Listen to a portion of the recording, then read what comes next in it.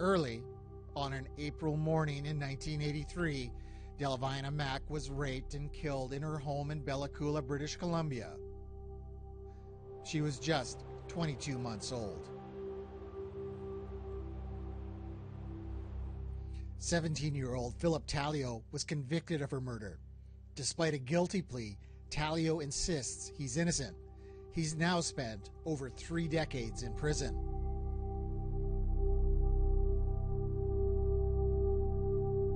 I've always believed he was innocent.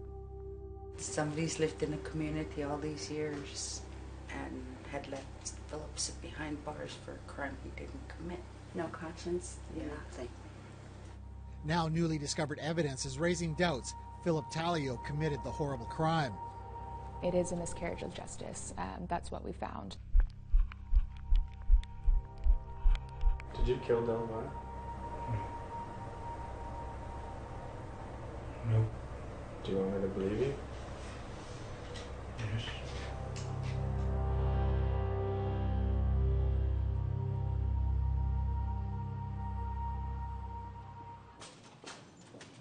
This past June, despite the odds, Tallio's lawyers forced a second look at the case. The BC Court of Appeal granted an extension of time to file his appeal. Back when he was convicted, Tallio had just 30 days to file. So that expired 30 years ago. This length of time is extraordinary. This has set a precedent. The ruling set the stage to appeal his conviction.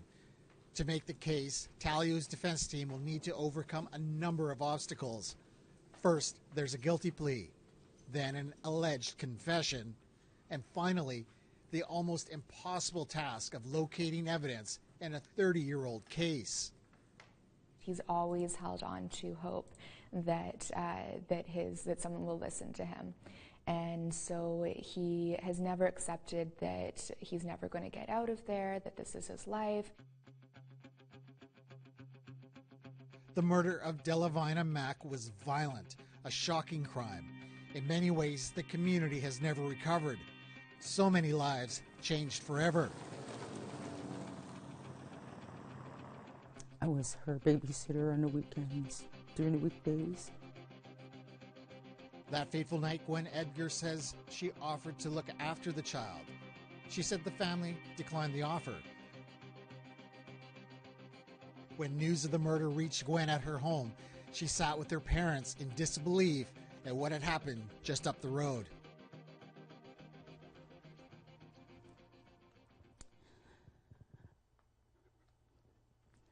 It was devastating, knowing that somebody could do this to a little girl.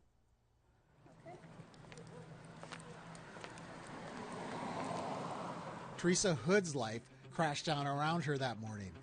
The future she had planned ripped away from her. But just 24 hours earlier, she had had the best time of her life. She was Tallio's girlfriend. The couple spent all day together. We were just being teenagers having fun. We went rollerblading through town. Could still see him when he didn't. He went up there and fell on his butt and he blamed me for it. That evening they went to a movie, and after that, the two babysat some kids before Phillip walked Teresa home. The next morning, her auntie woke her with the disturbing news. Tallio had discovered the baby dead. She rushed out of the house to find him. He said that I went in and I was looking for Delavina, and I went into that room and she was dead. She had a pillow on her face and there was blood everywhere. And he says, but I had to go and get sick. I was throwing up because of the sight that I saw. Tallio was arrested that day, and he's been in custody ever since. November 1983 was the last time I saw him face to face. Fast forward 28 years later, Tallio is doing time at Mountain Institution in Agassiz, British Columbia. In this audio recording, you can hear police questioning him about that night. Hang up, call if anybody's home. According to Tallio, Delavina's mother approached him at a party. It was at his Uncle Cyril and Auntie Nina's house. She asked if he'd go check on the toddler. She was home with her grandparents, Sam and Gert. He said he walked up the road to the Mack residence, about 2 or 3 minutes away. Went upstairs, Sam and Gert sleeping in the living room. You can smell the booze in the air. Delavina wasn't with them, so I went from door to door, found her in her corner room. Could see that she wasn't breathing. Her pajamas were down by her ankles. The Innocence Project only looks at factual innocence. Rachel Barsky was part of the University of British Columbia Law School's Innocence Project that took on Tallio's case in 2009. They immediately ran into a wall. No physical evidence remained, nothing from the crime scene. But 2 years later, in July of 2011, they finally did catch a break, and the RCMP reopened the investigation on the strength of what they discovered. Delavina's autopsy was originally done at the BC Children's Hospital in Vancouver. The Innocence Project asked the RCMP to attend the hospital and see if there was anything left, and miraculously there were histology samples that were left. There were 45 tissue samples preserved. 7 were tested against Tallio's DNA, and at first the results were great news for the team. That first sample is a histology sample from the vaginal area of the victim. Male DNA was located around that area, and it was found not to be Phillip Tallio's. The RCMP then tested all of the rest of the histology samples, and that process took a long time. It took more than a year.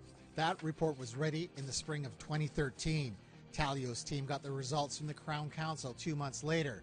It muddied the waters. The DNA belongs to a male Tallio, but which one? We can't say that it's absolutely not him with this testing, but it also can't be said that it's him. It's inconclusive. Tallio's team is arguing that there were other possible suspects, particularly Cyril Tallio Sr., Philip's uncle. He's dead now. This past November, Barsky was back in court. New testing developed in Great Britain could differentiate Tallio men along the paternal line. That's something that couldn't be done before. The Crown opposes more testing. Crown Counsel Mary Ainsley declined our request for an interview. But in court, she argued standards in the UK lab are not the same as Canada's, adding most of the victims' tissue samples have been used up. This would be it for DNA testing. Meeting new and old friends alike, shaking hands with them once more. Tallio has another ally helping him. And I plan on writing more poems that will reach down and touch their hearts. If Tallio gets a new trial, if there's a chance for freedom, it's because of the tireless work of Robin Batron. She spent 7 years hitting the streets of Vancouver seeking help. You know, I walked from one end to the other, trying to find a lawyer that would just eventually look at his case. She met Tallio in 2002 and believed him right off the hop. He had an innocence about him, and I just felt that he had been railroaded. She met him through her mother, who knew Philip as a child. My mum was a corrections officer in Wellington, and Philip had been in and out of foster homes, and he ended up at Wellington, and she was his case manager. Mum said he was a skinny little boy who loved to eat fish. To me, love and beauty are special. We're like a brother and sister. And he sends her his poetry. And I have all of this love in my heart that I most eagerly want to be able to share. Phillip James Tallio. Tallio was convicted on a plea deal. Did you know that your lawyer was going to plead guilty? No. Did you say anything when you pled you guilty? No. And why is that? Because I didn't know anything. I'm 17 years old, I just got out of juvie. What chances are there that I know anything about the law? Those are unproven allegations, and Tallio's lawyer back then, Phil Rankin, isn't able to respond to them because of lawyer-client privilege. He didn't return calls from APTN about the case, and therefore this is just one side of the story. And expected testimony from a forensic psychiatrist was strong. During an evaluation, Dr. Robert Paz claimed Tallio may have confessed. Dr. Paz, how is it different making love to your 15-year-old girlfriend and having sex with this little child? Tallio, I don't know. I don't know why I did it. Tallio says he never talked with this man. We do call into question Dr. Paz, who's now deceased, but those are things that we'll have to see play out in the appeal. The Innocence Project unearthed another case where Dr. Paz obtained a confession from an accused who says they never spoke. The court did question the relevance of these affidavits. And Dr. Paz's 4-page letter has since been evaluated 4 times, each doctor giving the report a failing grade. The court in 1983 actually found that he was functioning more at the level of a 10 to 12-year-old child. He was someone who was not very sophisticated in understanding the law. Tallio was sent to Saskatchewan Penitentiary, convicted of second-degree murder, sentenced to life and parole after 10 years. Years passed. In 1992, 2 older inmates explained to him what an appeal was, even though he had signed away his right to appeal 8 years earlier. The next year, in 1993, he was denied parole because he maintained his innocence. It's very clear that they have put a lot of emphasis on this idea that if someone doesn't take responsibility, they say, or accountability, then they are seen to be untreated and to be a risk to the community, and therefore they cannot obtain parole. And he said he would stay there till the day he died because he did not do it. Because he maintains his innocence, he actually has been in prison for decades longer than he had to be. If Phillip Tallio is innocent, he has truly been living a waking nightmare. When we return, we will revisit in detail that fateful 24 hours back in 1983.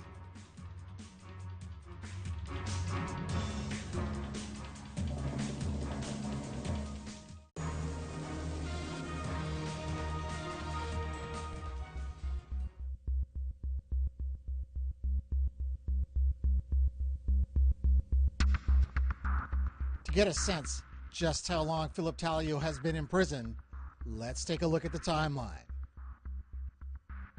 Delavina Mack raped and murdered. Phillip Tallio charged. Trial begins. Second-degree murder guilty plea is entered. Sentenced to life in prison with parole after 10 years. Transferred to Saskatchewan Penitentiary. A CSC report states Mr. Tallio claims he's innocent. The National Parole Board denies parole, partly due to his innocence claim. Transferred to Mountain Institution in BC. The Innocence Project takes on the case. RCMP reopened the file. The Innocence Project interviews witnesses in Bella Coola. The RCMP locates 45 histology samples. Tallio is excluded in DNA tests of vaginal samples. Crown concerned about contamination. Additional DNA testing doesn't rule out Tallio. Notice of appeal filed.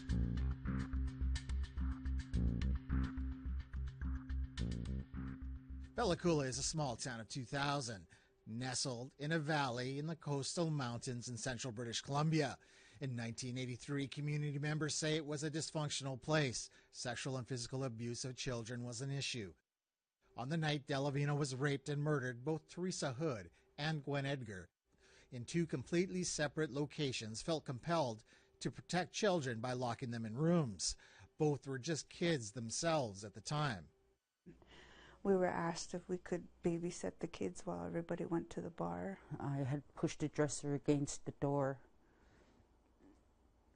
because there was a big party in the house. We put them to bed before everybody came in. All the kids were put into one room and locked in that room for the night. It was common that there were children in the house and parents, they were just in a room, and it was sad.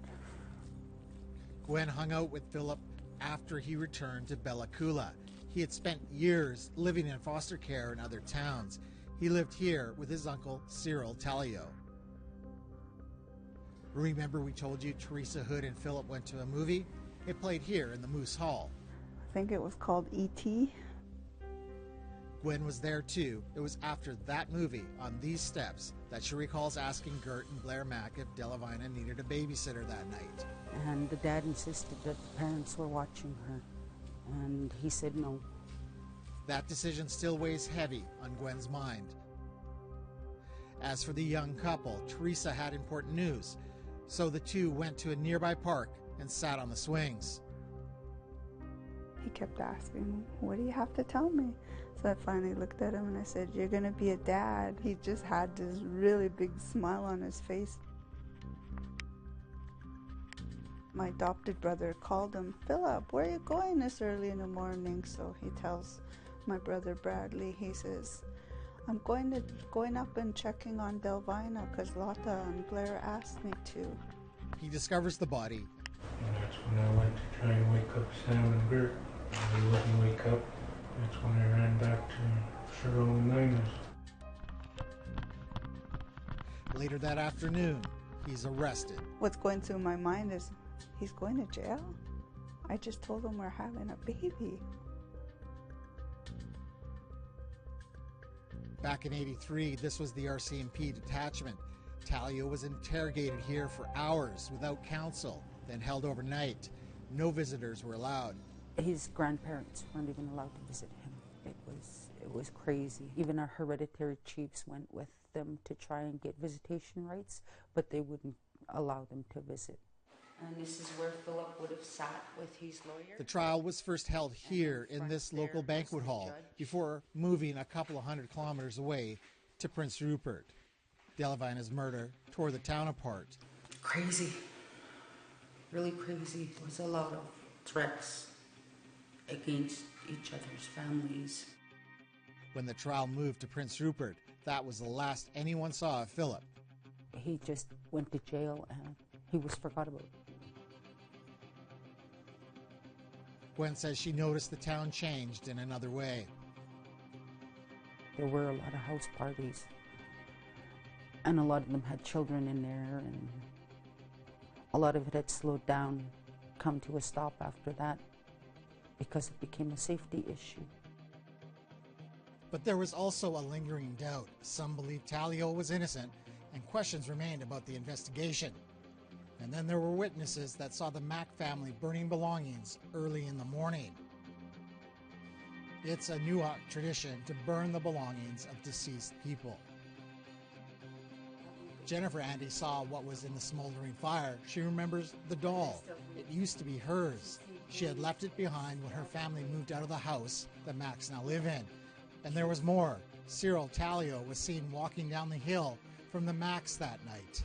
Upon speaking to a few other people, just recently, they had recalled driving by Cheryl on the road, and they all talk about the blue jacket he wore. Phillip was seen by multiple people walking up the hill and then running back no more than 5 to 10 minutes later. Elders believe that the RCMP didn't do a good job in investigating it. The community was angry because nobody went to talk to them. There was a lot of people that said that they could have been talked to.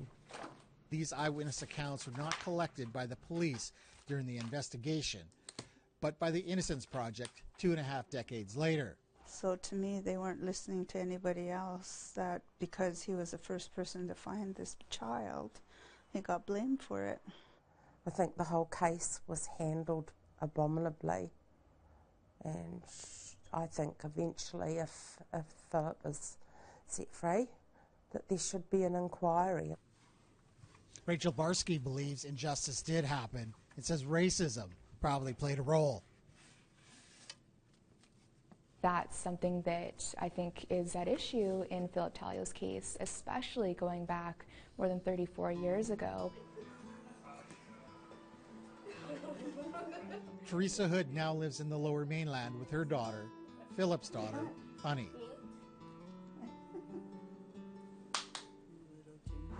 I just I hope everything is smooth sailing from now, because my children are getting older, and I really want him to build a relationship with them. So we just kept in contact through phone calls and letters because I wanted him to still be part of her life, and that he could call anytime he wanted to talk to Honey. And has he done that? Did he do that? Yeah, he did all the time, especially around her birthdays and stuff. He always remembered her birthday? Oh, yes. This is correspondence. I feel sad. Sad that this ever happened. Sad that the system let him down. And what if he does get out? He's been in prison since he was 17 years old, and he's going to be entering an entirely new world where he doesn't know how to send an email, he doesn't know how to use a cell phone, things that we take for granted all the time. When I look at him now, I think with all the support that he will get, I think he will cope, and I think he deserves to have at least some of his life back. Go ahead, honey, you try. It would be nice to have a relationship with my father. The relationship that I never got.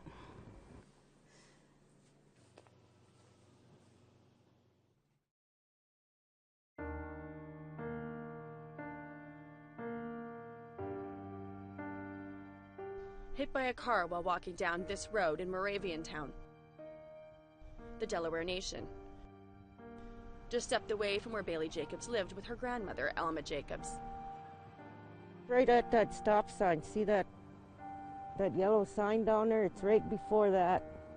The grave site's on that side, so I don't even know how many feet. Bailey died 2 days shy of her 17th birthday.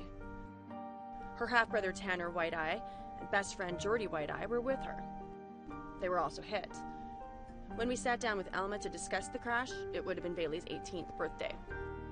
Like she was here and then she's gone. That's how quick.